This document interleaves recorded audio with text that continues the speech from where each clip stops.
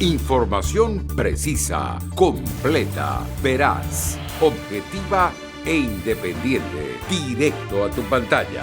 Radio Caracas Radio presenta Voz de América. En esta emisión de Venezuela 360. Liquidación de activos venezolanos en el extranjero revive la pugna política. Este manejo de activos lo que ha hecho es perder el foco, gastar el tiempo e incluso abrir a grandes sospechas sobre manejo o malo o malintencionado. Reciente venta de acciones en República Dominicana pone a PDVSA a remojar sus barbas. Cuenta regresiva para la oposición venezolana. Bueno, lo que le puede resultar es una profundización de una tendencia que ya se viene manifestando desde hace varios años, que es una pérdida, una crisis de representatividad. Coalición de partidos de la plataforma unitaria aún no definen su participación en regionales de noviembre. Salidas creativas a la crisis. Para completar la bolsa que vende el gobierno de comida. Agricultores urbanos y siembras improvisadas colman las capitales en Venezuela. Venezolanos en Buenos Aires ponen en la mesa el sabor de su país. Todo el mundo está hablando de esa malta y ella, pues, ¿cómo va a ser si no la sacamos del mercado? Malta más 58 Caracas, una bebida llena de pasado y futuro en partes iguales.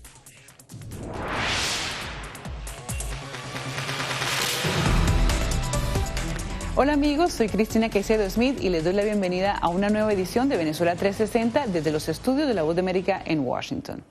Y bueno, empezamos. Una reciente venta de acciones de PDVSA de una refinería en República Dominicana revive viejas pugnas políticas sobre el control de los activos de Venezuela en el extranjero. Según el gobierno de Nicolás Maduro, las sanciones de Estados Unidos los tienen ahogados que recurren a esta salida para pagar la deuda. La oposición, por su lado, afirma que la razón es otra y apunta a la idea de despolitizar el manejo de estos bienes y de la industria petrolera. Belén Mora nos presenta el informe. Una transacción que despierta más dudas que certezas. Esa fue una operación básicamente para favorecer a algunos tenedores de los bonos de Venezuela, porque eso representa apenas el 0,16% de la deuda en bonos, tanto de la República como de PDVSA, del total que hoy tiene el país y la estatal petrolera. La venta de las acciones de PDVSA en la refinería Refidomsa PDV en República Dominicana resultó en una operación por más de 88 millones de dólares, donde la estatal venezolana vendió el 49% de sus activos. Un hecho que aviva serias preguntas sobre las razones detrás de la transacción, así como del destino de los fondos. Y al final todo está de nuevo cayendo en la corrupción de Maduro, porque no hay control de qué sucedió con ese dinero, y al final todo eso es en detrimento de los venezolanos. Ahí no se están comprando vacunas, ahí no se están comprando alimentos, ahí no se están comprando medicina, ahí simplemente es la agenda económico-política del régimen. Pero desde el gobierno de Venezuela aseguran que el motivo de la transacción descansa en las sanciones de Estados Unidos. Las delictivas medidas coercitivas unilaterales impuestas por el gobierno de los Estados Unidos de Norteamérica impidieron por primera vez en la historia que la República Bolivariana de Venezuela y PDVSA cumplan con los compromisos financieros adquiridos con muchos de sus acreedores. Algo que los expertos en Estados Unidos ponen en entredicho. Es básicamente una narrativa para seguir presionando porque las sanciones sean flexibilizadas. Por su parte, desde la oposición de Venezuela impulsan un plan para despolitizar el manejo de los bienes y recursos del Estado venezolano a través de un fideicomiso que involucre a organismos multilaterales para una mayor transparencia y para mantener las prioridades políticas alineadas. Este manejo de activos lo que ha hecho es perder el foco, gastar el tiempo e incluso abrir a grandes sospechas sobre manejo o malo o malintencionado o de corrupción. Entre tanto, analistas suenan las alarmas sobre el colapso energético de Venezuela, motivado por lo que describen como una profunda crisis operacional y financiera de PDVSA. Y esa crisis, que como ya digo, era evidente en 2015, se ha mantenido en estos 6 años agravándose con el tiempo. Situación que se traduce en un alto costo para los venezolanos obligados a sobrellevar la crisis de los servicios públicos, con los constantes cortes del suministro de energía eléctrica y la falta de combustible. Belén Mora, Venezuela 360, Voz de América, Washington.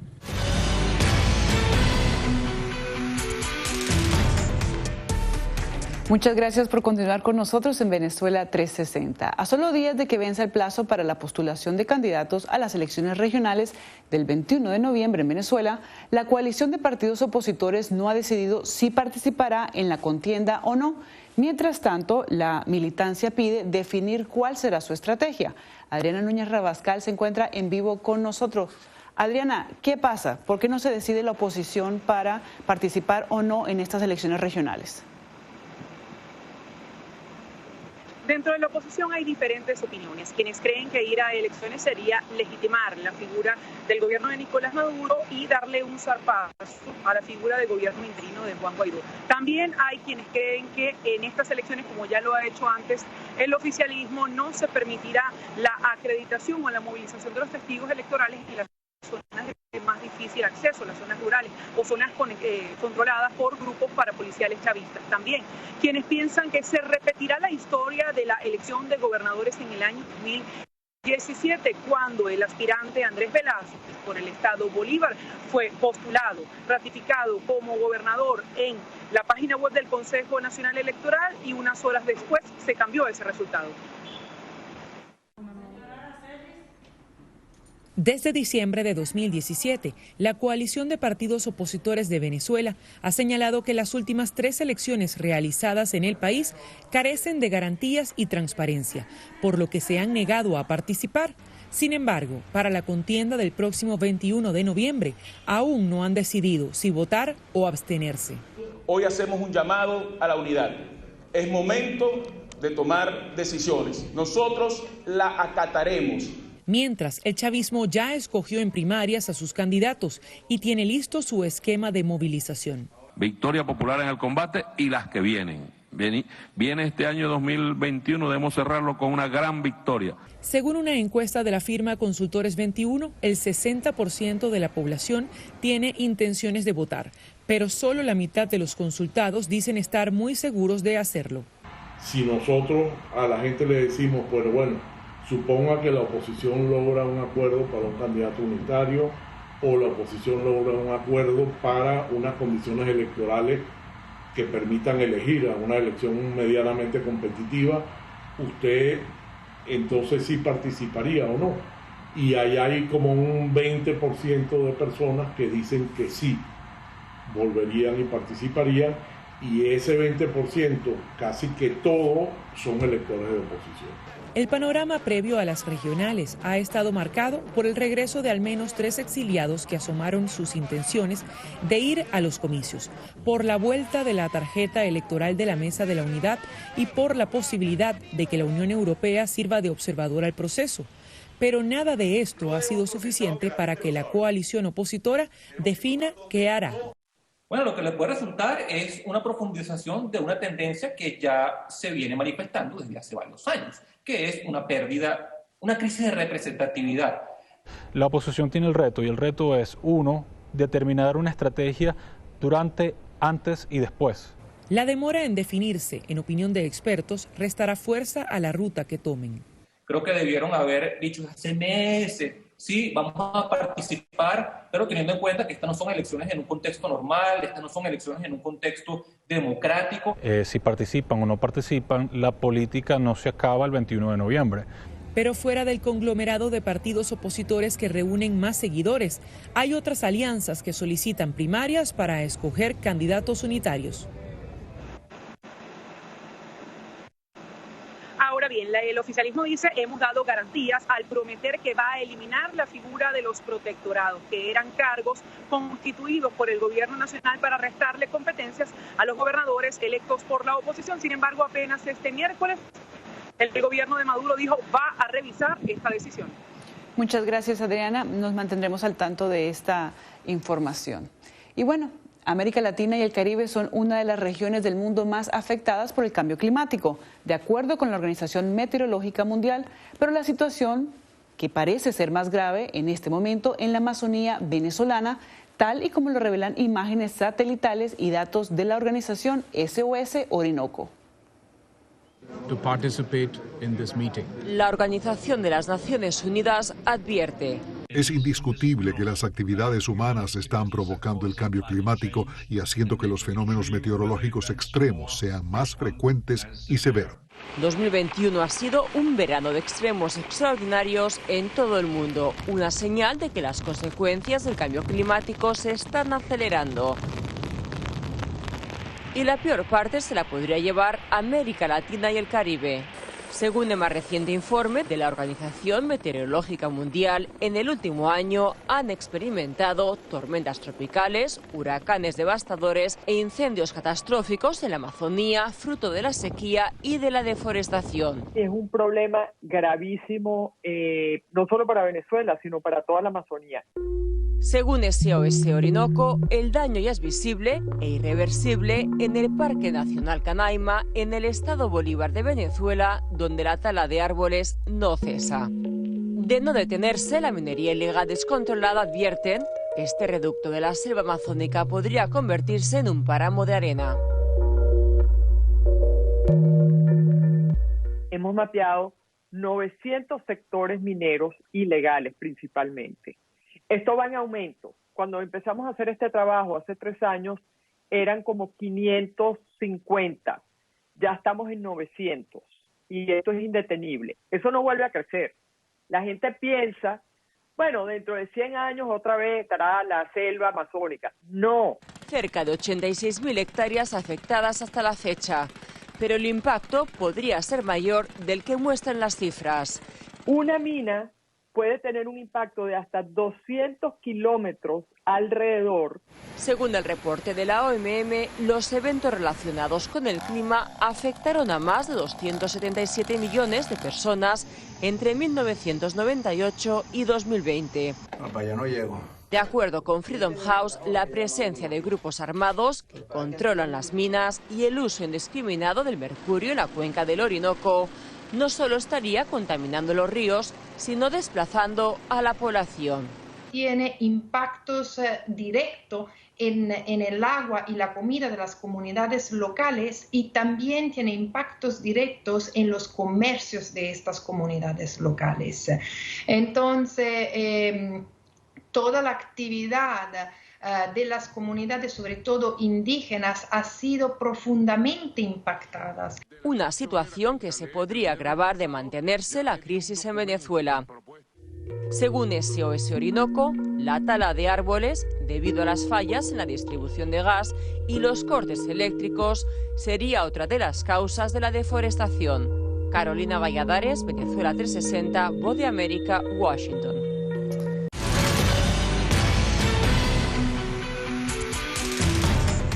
Como ustedes se pueden imaginar, migrar no es una tarea fácil y llegar a un país extraño e intentar crear una empresa suele ser aún más difícil, pero no imposible. Por ejemplo, en Colombia son muchos los empresarios venezolanos que logran contribuir a la economía del país a través de diversos emprendimientos. Veamos la siguiente historia.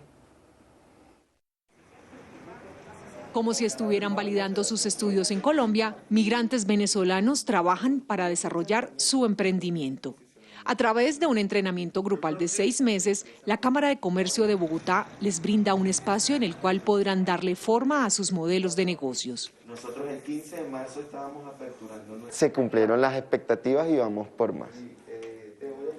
Él es John Méndez, un migrante venezolano que luego de ser parte en el 2019 de la primera versión del programa Migración Productiva, hoy cuenta con dicha su experiencia. Gracias a todas las reglas y todos los marcos que nos brindaron aquí, logramos ya tener nuestro propio local. El 15 del 19 cerramos. Este año se realiza la segunda versión del programa, en la que participan un total de 100 migrantes venezolanos con potenciales ideas y proyectos empresariales. Es el caso de Laura Raga, una abogada de profesión, quien junto a su esposo ha creado un producto ecológico para autos. Sueño con que sea internacional, pero a través de migración productiva, tener todos los conocimientos tecnológicos, financieros, no sé, comerciales. Otro de los emprendedores participantes es Edney Jiménez, quien cuenta que llegó a Colombia tan solo con unos pocos dólares, pero con el objetivo firme de tener su propia empresa. Desde la mitad. Desde el plena pandemia para acá es donde ha crecido para mí una barbaridad, porque como te comenté en un principio, de llegar aquí con 40 dólares a llegar a este nivel, créeme que para mí es un logro, un orgullo, una hazaña. Con el apoyo de su esposa, que también es su socia, tiene su propio equipo y una base de 8 empleados. Para llegar donde hemos llegado, nos ha tocado trabajar de día, de noche, 24 horas. Mientras me independizaba, trabajaba para otra empresa. Sin importar la idea de emprendimiento, estos emprendedores venezolanos coinciden en una cosa. Para ellos no hay límites ni obstáculos que los detengan en su camino de alcanzar sus metas y ser parte de la economía del país que les ha brindado una segunda oportunidad. Jimena Bedoya, Venezuela 360, Voz de América, Bogotá. En Caracas, ante la escasez o la imposibilidad de adquirir ciertos alimentos, muchas personas han recurrido a la práctica de lo que se conoce como agricultura urbana, que no es más que trabajar un pequeño terreno cerca de casa y sembrar algunas hortalizas que sirven para completar el menú diario. Pero esto no es algo casual, sino una actividad fomentada desde hace años por el gobierno. ¿Por qué y de qué manera? Natalie Salas Guaitero nos explica. Veamos. Él es Luis Díaz, un exboxeador de 63 años que también se dedica a la herrería. A pesar de su edad y con la respiración algo agitada, aún mantiene la destreza física para subir las escalinatas que lo conducen a su conuco, nombre popular en Venezuela para los pequeños cultivos improvisados. 3 compadres y yo abrazamos la idea de ponernos a sembrar algo aquí para completar la bolsa que vende el gobierno de comida. En 2 meses de trabajar un pequeño terreno que encontró en una zona apartada de La Vega, en Caracas, ha podido cosechar maíz, yuca y plátano, que como él dice, es lo que se da más rápido. Ya eso es parte de la vida de uno ya, porque ya uno abrazó el conuco, eso es una distracción y una necesidad. Necesidad que, como Luis, alegan tener millones de venezolanos que argumentan que el dinero no alcanza para comprar los alimentos de la semana y las bolsas de productos CLAP, parte del programa de subsidio del gobierno, no tienen todo lo que se necesita para alimentar correctamente una familia. En 2016 nace la agricultura urbana, un concepto que ha tratado de implementar el chavismo a la par que se acrecienta la crisis económica y alimentaria en Venezuela. En junio pasado, el presidente Nicolás Maduro anunció la inversión de más de $4 millones para la producción agrícola y ganadera y el soporte para 7 programas de agricultura urbana que incluye la producción de semillas. Estamos en la planta de semillas híbridas de Venezuela para constatar que esto está hasta los tequeteques, como se dice, full de semilla para el proceso de siembra soberana, independiente de Venezuela. Y estamos volando directo al 2030, volando hacia la Venezuela posible, hacia la Venezuela potencia. Pero lejos de ser la potencia anunciada, desde ese entonces hasta la actualidad, los niveles de producción en el país han bajado. En 2020, la Confederación de Asociaciones de Productores Agropecuarios de Venezuela advirtió que la producción de hectáreas de algunos rubros como el maíz era equivalente a los niveles de 1958, cuando la población era mucho menor.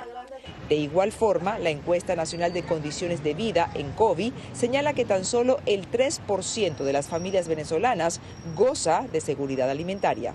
La crisis económica ha hecho que muchos venezolanos utilicen terrenos baldíos, utilicen jardines para tratar de cultivar algunas cosas y con eso complementar la oferta de alimentos que tienen. Insisto, es una medida que para nada va a solucionar el problema alimentar en Venezuela. De acuerdo con la Organización de las Naciones Unidas para la Alimentación y la Agricultura, FAO, por sus siglas en inglés, 267 millones de personas sufren de inseguridad alimentaria en América Latina, por lo que insta a los gobiernos de la región a crear programas de protección de los sistemas de producción y distribución de alimentos.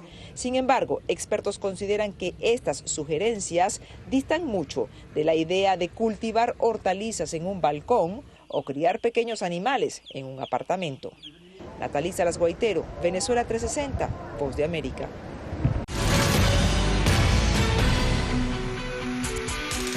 De seguro cada venezolano recuerda el sabor de un desayuno acompañado de una malta, que es una bebida a base de cebada, lúpulo y agua. Pero la malta no es un producto que se conozca en muchas culturas. Una pareja de venezolanos decidió compartir sus recuerdos con sus nuevos conocidos y amigos. Así nace Malta Más 58 CCS, una gaseosa con todo el sabor de Venezuela. Cada vez que te consigues algo venezolano, te comes una arepa o lo que sea, es porque quieres esa conexión con tu país. Esa era la conexión que queríamos lograr, que nos recordara eso que nosotros vivimos cuando éramos chiquitos en Venezuela. Eli y Alejandro se conocieron en Caracas y se mudaron juntos a Buenos Aires hace 7 años. Al comienzo de su nueva vida tuvieron que dejar atrás la costumbre de tener siempre una malta en la heladera. Un día estábamos por Palermo, entramos en un local, probamos la malta y la verdad que el producto estaba un poco costoso ya que es un producto importado y le dije a Eli, mira, ¿sabes qué? Algún día deberíamos hacer malta. Alejandro es empleado en una fábrica de cervezas y en plena pandemia le presentó al dueño un proyecto para elaborar la clásica malta venezolana. Una vez obtenida la aprobación de su jefe, comenzó un extenso periodo de prueba que incluyó cientos de litros hasta encontrar el sabor exacto. Siempre el testeo lo teníamos interno nosotros, o sea... Era como que, bueno, la cocinábamos, qué sé yo la probaba y después me la llevaba a casa y la probamos con el grupo de amigos venezolanos hasta que llegamos a la receta. Yo me acuerdo ese día exactamente porque me la llevó y la probé y te lo juro que fue, o sea, inmediatamente fue como que se te paran los pelos y dices, esta es. O sea, o por lo menos esta es la que a mí me recuerda el sabor de mi casa. Esa era la conexión que queríamos lograr. Nosotros cocinamos la malta, todo, se hizo la producción, se pasteurizó y estuvo lista un viernes. Salgo de acá, me llevo mis 24 latitas. Cuando vuelvo el domingo le digo a Eli que pida comida, delivery. Obviamente nosotros ya tenemos malta en la casa, todos contentos tomando malta. Y ella baja con la lata de malta. Cuando el delivery ve la lata de malta y le dice, ¿dónde sacaste esa malta? Le dice. ¿Cuál malta? Más bien la asustó porque, bueno, ¿por qué me aborda así de esta manera? Me dice, no. Todo el mundo está hablando de esa malta y ella, pero ¿cómo va a ser si no la sacamos al mercado? Esas muestritas que dimos en 12 locales, se regó la voz de una manera impresionante. Es Más 58 CCS, Más 58 por el dial, por lo que es marcar a Venezuela. CCS, que si te fijas en las letras de la lata, el CCS es un poco también las letras como del boarding pass. Tiene toda una estructura de lo que es las principales, edificaciones de Caracas. O sea, la lata realmente es un tributo a nuestra ciudad capital, en donde nos basamos en colores que van un poco a cuando nosotros éramos niños. La lata tú la ves y te dices, bueno, tiene detalles que van relacionados a cuando nosotros teníamos 10 años.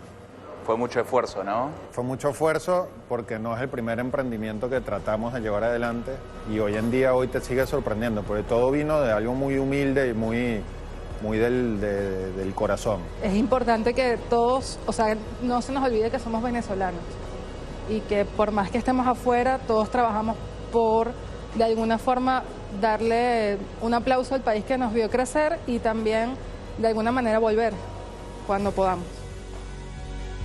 Gonzalo Báñez Villar, Venezuela 360, Voz de América, Buenos Aires. Muchísimas gracias por acompañarnos en esta edición de Venezuela 360. Les saludó Cristina Caicedo Smith. Recuerde siempre seguirnos a través de nuestras redes sociales, vozdeamerica.com. Información precisa, completa, veraz, objetiva e independiente, directo a tu pantalla. Voz de América en RCR 750.